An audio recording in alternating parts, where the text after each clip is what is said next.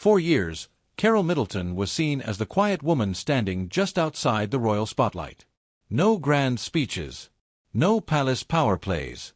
Just a devoted mother who watched her daughter become one of the most important women in the world. But according to growing whispers from royal insiders, that image may no longer tell the whole story. Something changed. And if the reports are true, the change was dramatic enough to leave Queen Camilla deeply shaken. What could a self-made businesswoman from Berkshire possibly do that would unsettle one of the most powerful figures in the British monarchy? Why are commentators suddenly revisiting years of tension between the Middleton family and the royal establishment? And why has Catherine, Princess of Wales's growing influence become the center of so much speculation? Tonight, we're following a trail that begins with the fairy tale wedding of 2011 and leads to an alleged confrontation behind palace walls that has sparked intense debate across the royal world. We'll explore the subtle exclusions, the family pressures, the shifting alliances, and the decision that some believe marked a turning point in the balance of power surrounding Prince William and the future of the monarchy.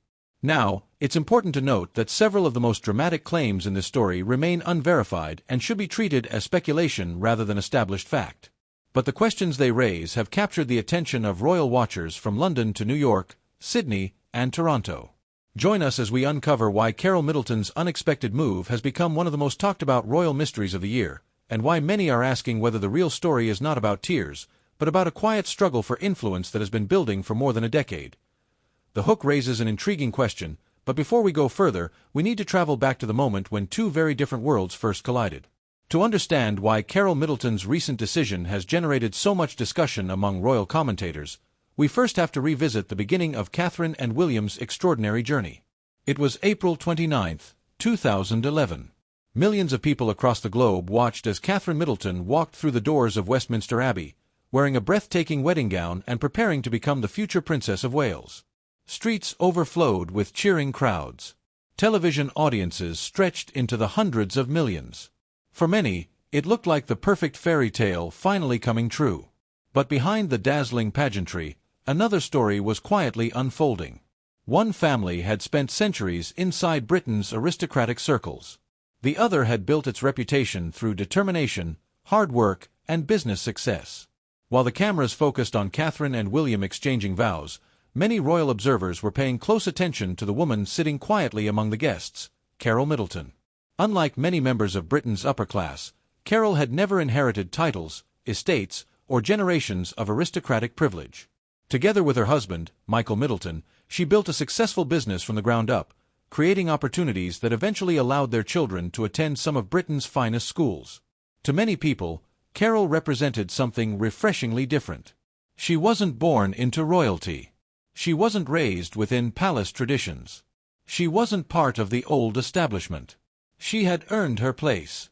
That very difference became one of the reasons many members of the public admired her. She appeared calm, practical, and fiercely devoted to her family, rarely seeking the spotlight despite becoming connected to one of the world's most famous institutions. Yet royal commentators have often noted that entering the monarchy has never been easy for outsiders. The British royal family is built upon centuries of protocol, hierarchy, and unwritten traditions.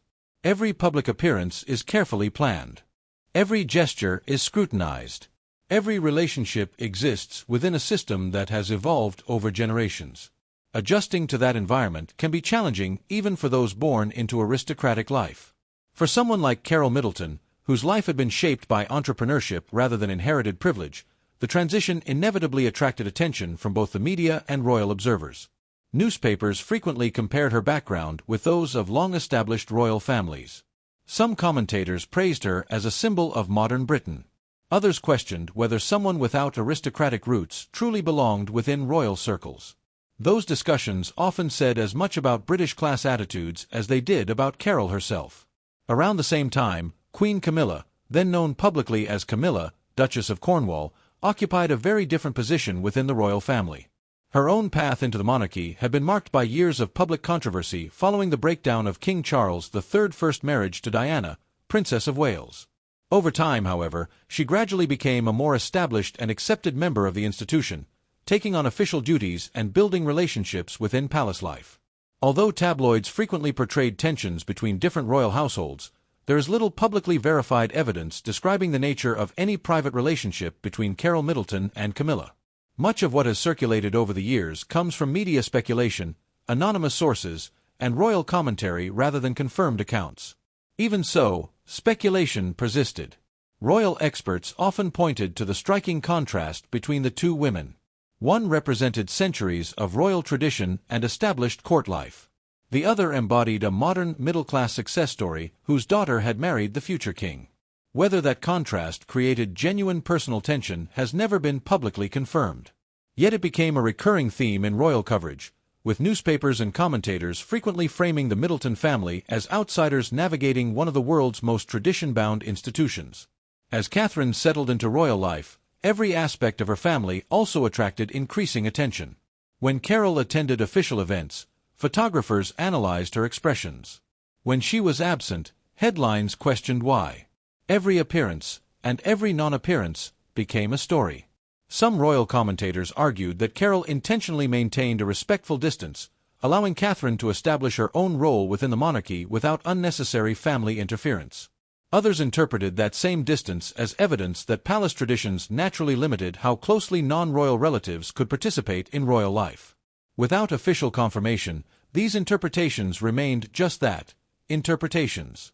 Still, one undeniable reality emerged over the years.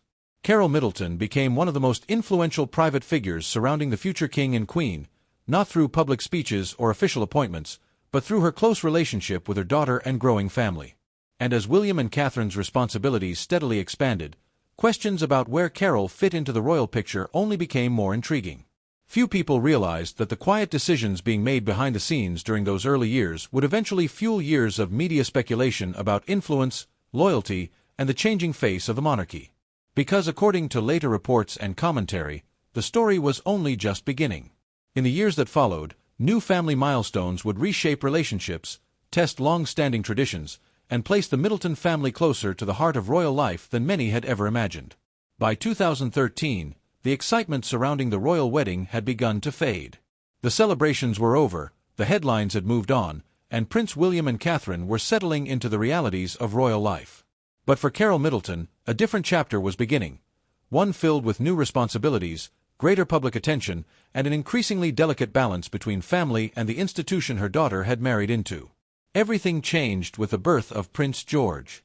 When the future king welcomed his first child, royal commentators immediately noticed something different about William and Catherine's approach to parenting. Rather than relying entirely on centuries-old traditions, they appeared determined to create a more modern family environment. Public appearances remained important, but private family life became an even greater priority. Many royal experts observed that Catherine's close relationship with her own parents seemed to play a meaningful role during this period.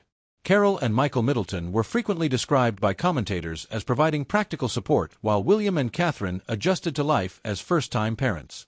Unlike previous generations of senior royals, the young couple appeared eager to spend as much time with their children as possible. Analysts often pointed to Catherine's upbringing as an influence on those priorities, suggesting that the close-knit Middleton family offered a model she hoped to recreate within royal life. That growing influence did not go unnoticed. Newspapers increasingly referred to Carole as Catherine's quiet advisor. Others described her as the family's dependable anchor, someone who preferred staying behind the scenes while offering stability during periods of intense public scrutiny. Whether those descriptions fully reflected reality remains impossible to confirm. Still, one fact became increasingly clear: the Middleton family occupied an unusually close place in the lives of the Prince and Princess of Wales. As Prince George grew, another milestone soon followed. In 2015, Princess Charlotte was born, bringing fresh joy to the family and renewed public fascination with every aspect of royal life. Once again, photographers watched closely. Every appearance, every family gathering, and every photograph generated endless discussion among royal observers. It was during these years that speculation about Carole's place within the wider royal circle became even more pronounced. Some commentators argued that her visible closeness to William and Catherine reflected the couple's desire to raise their children in a warm, supportive environment. Others suggested that traditional palace structures naturally created distance between the Middleton family and the monarchy's formal hierarchy. The truth, as with many royal stories, likely remained far more complex than either narrative suggested. Still, headlines often portrayed two very different worlds. On one side stood the centuries-old traditions of the monarchy. On the other stood the practical, family-focused values that many associated with the Middletons. Rather than open conflict, royal experts generally describe this as a quiet difference in outlook, one that occasionally fueled media speculation but rarely surfaced publicly. Even so, rumors continued to circulate. Anonymous palace sources quoted in tabloids occasionally suggested that certain members of the establishment viewed the Middleton family's growing influence with caution. Those reports were never independently verified, yet they became recurring themes across royal coverage. At the same time, Queen Camilla's own position inside the monarchy continued to evolve. Having gradually assumed greater responsibilities alongside King Charles III, Camilla became a prominent figure at official engagements and state occasions. Public approval of her role improved over time, though comparisons with Diana, Princess of Wales, continued to shape media narratives decades after Diana's death. It was against this backdrop that commentators increasingly framed the Middleton family and Camilla as representing different eras of the monarchy, a contrast driven more by public perception than by confirmed private disagreements. Then came another noticeable shift. As Catherine gradually took on more senior royal duties, observers began noting that she seemed increasingly confident in defining her own approach to public life. Her popularity continued to grow, and many royal analysts described her as one of the monarchy's strongest public assets. Naturally, attention also turned toward those closest to her. Carole remained remarkably discreet. She rarely spoke publicly, avoided political or royal controversy, and maintained an image of quiet support rather than public influence. Ironically, that silence only fueled greater curiosity. Some commentators interpreted it as dignity. Others saw strategy. Without public statements from Carole herself, those interpretations remained speculative. But the questions continued. Had she deliberately stepped back to protect Catherine? Or was palace life naturally creating greater distance between the Middleton family and official royal affairs? No one outside the family could answer with certainty. As years passed, another development attracted widespread attention. William and Catherine increasingly emphasized stability, privacy, and normality for their children despite the extraordinary demands of royal life. Analysts frequently noted similarities between that parenting philosophy and the values long associated with the Middleton household. Whether intentional or not, the Middleton family's influence became an increasingly common topic among royal commentators. And then, according to later media speculation, Carole herself reportedly made a deeply personal choice. Rather than becoming more visible as Catherine's position within the monarchy strengthened, she appeared to withdraw even further from public attention. Some commentators viewed this as a natural desire for privacy following years of intense media scrutiny. Others suggested it reflected a conscious effort to allow William and Catherine to establish themselves independently as the future king and queen. Again, no official explanation was ever provided. Yet the timing sparked renewed curiosity. If Carole was intentionally stepping back, what had prompted that decision? Was it simply the passage of time? Or had years of living alongside one of the world's most scrutinized families convinced her that remaining in the background was the wisest course? Royal commentators offered different answers, but none could say with certainty. One thing, however, seemed undeniable. Behind the carefully choreographed public appearances, the future of the monarchy was gradually changing. William and Catherine were emerging as its modern face, while the Middleton family's quiet presence continued to fascinate royal watchers around the world.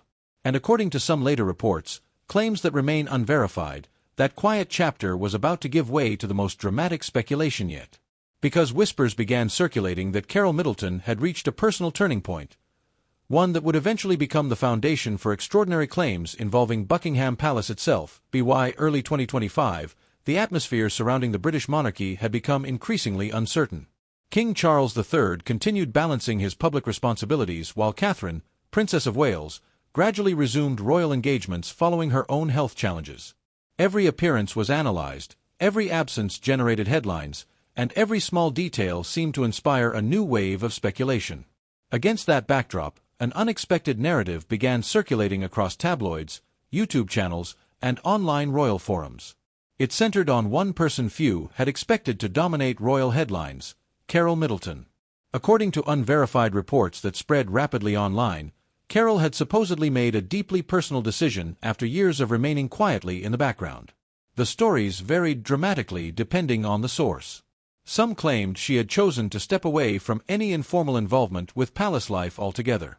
Others went much further, suggesting she had privately expressed concerns about how the institution operated behind closed doors. None of those claims were confirmed by Buckingham Palace or by Carole Middleton herself. Yet the speculation grew louder. Royal commentators began asking whether Carole's increasingly private lifestyle reflected nothing more than a desire for normal family life, or whether it hinted at something more significant. Without official answers, theories filled the vacuum. Then came perhaps the most dramatic claim of all. Several online narratives alleged that Carole had attended a discreet meeting connected to Buckingham Palace carrying documents related to years of private experiences. According to these stories, the meeting allegedly unsettled senior figures within royal circles and even left Queen Camilla emotionally distressed. Despite the dramatic nature of these claims, no reliable public evidence has substantiated such a meeting or the existence of any alleged documents. The story remains part of online speculation rather than established fact. Even so, the rumor spread with remarkable speed. Why? Because it seemed to fit a larger narrative that many royal watchers had already embraced, a story about changing generations, shifting influence, and the gradual rise of William and Catherine as the monarchy's future. Commentators who discussed the rumor often argued that its popularity revealed less about confirmed events and more about public perception. Many viewers already saw Catherine as the future face of the monarchy, while Carole was viewed as the steady influence who had helped shape her daughter's calm and disciplined approach. In that sense, the speculation reflected broader public fascination rather than verified palace drama. Still, the alleged story refused to disappear. Supporters of the theory claimed that Carole had remained silent for years, carefully avoiding interviews or public criticism while quietly observing palace life from the sidelines. Skeptics countered that there was simply no evidence to support the increasingly elaborate claims circulating online. As the debate intensified, another question emerged. What role did Prince William supposedly play in all of this? Again, speculation quickly outpaced facts. Some commentators imagined William caught between two worlds, his loyalty to the institution he would one day lead and his lifelong connection to the Middleton family, whose support had remained constant throughout his marriage. There is no verified evidence that William faced the specific private conflicts described in many online stories. However, analysts have frequently observed that balancing personal relationships with constitutional responsibilities is an enduring challenge for senior royals. That reality alone was enough to keep the discussion alive. Meanwhile, Queen Camilla continued carrying out public engagements alongside King Charles, showing no public indication of the dramatic emotional scenes described in many online narratives. Official appearances remained measured and composed, offering little support for claims that she had been personally shaken by any private confrontation. Yet in the world of royal speculation, the absence of confirmation often fuels even more questions. Some insisted that palace silence proved nothing had happened. Others argued that silence itself was suspicious. The truth remained elusive. Meanwhile, royal experts increasingly focused on a more observable development: the growing confidence of William and Catherine as the monarchy's future leaders. Public opinion surveys consistently showed strong support for the couple, with many commentators suggesting they represented stability during a period of transition. Against that backdrop, the Middleton family's influence continued to attract attention, not because of official titles or constitutional power, but because of their visible closeness to the future king and queen. Perhaps that explains why stories involving Carole Middleton resonate so strongly. She represents something unusual within modern royal history. Not an aristocrat. Not a royal by birth. Simply a mother whose daughter became one of the most recognizable women in the world. Whether the extraordinary rumors surrounding her contain any truth remains unknown. What is certain is that they reflect the enduring fascination with the people who stand just outside the palace gates yet remain closely connected to its future. And while many questions remain unanswered, one development is beyond dispute. As William and Catherine continue preparing for the responsibilities that await them, the monarchy itself is entering a new chapter, one shaped not only by centuries of tradition but also by the modern values they appear determined to embrace. As the months passed, palace insiders began noticing something they had never seen before. Carole Middleton was no longer trying to fit into the royal system. She was quietly stepping away from it. To many observers, that decision seemed surprising. For years, Carole had been viewed as the steady force behind Catherine's success. She had attended family occasions when invited, supported her daughter through major milestones, and maintained a calm public image despite relentless media attention. But according to reports circulating among royal commentators, something had shifted behind closed doors. Instead of seeking greater involvement, Carole allegedly chose distance. And that unexpected move may have carried far greater consequences than anyone anticipated. Stay with us, because this is where the story begins taking an entirely different direction.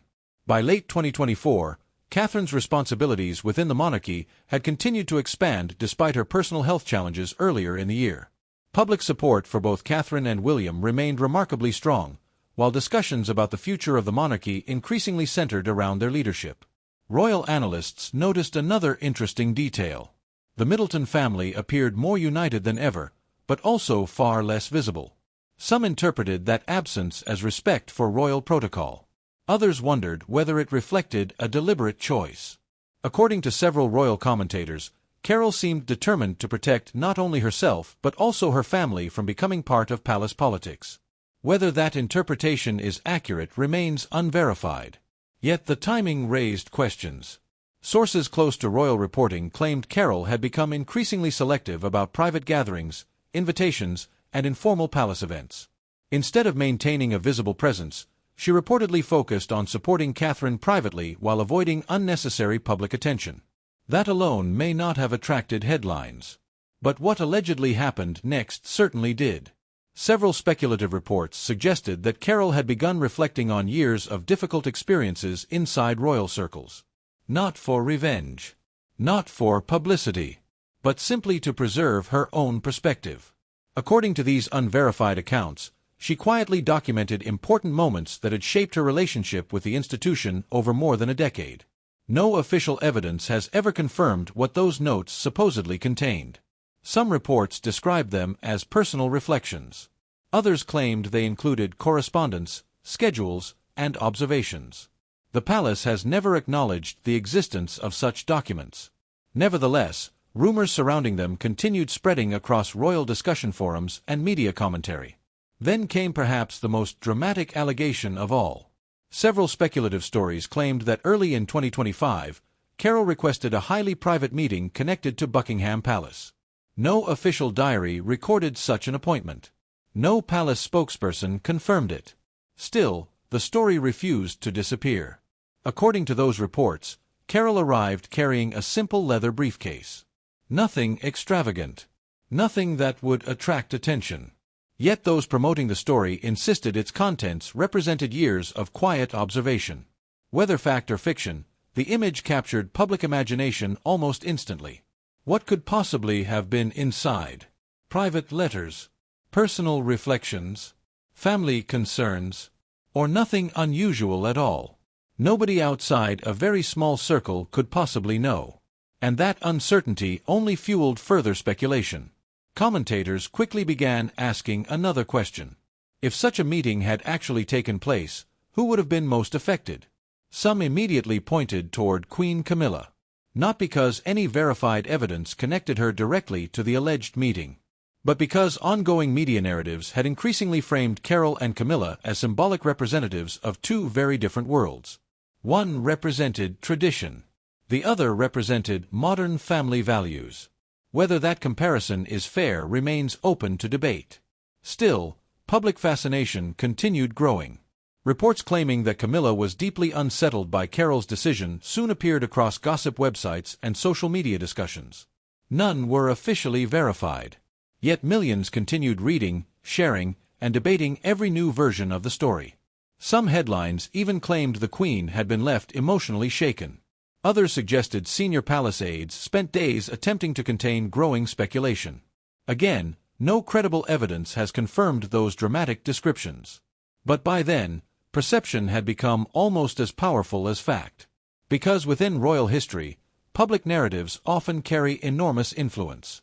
Even rumors can shape headlines.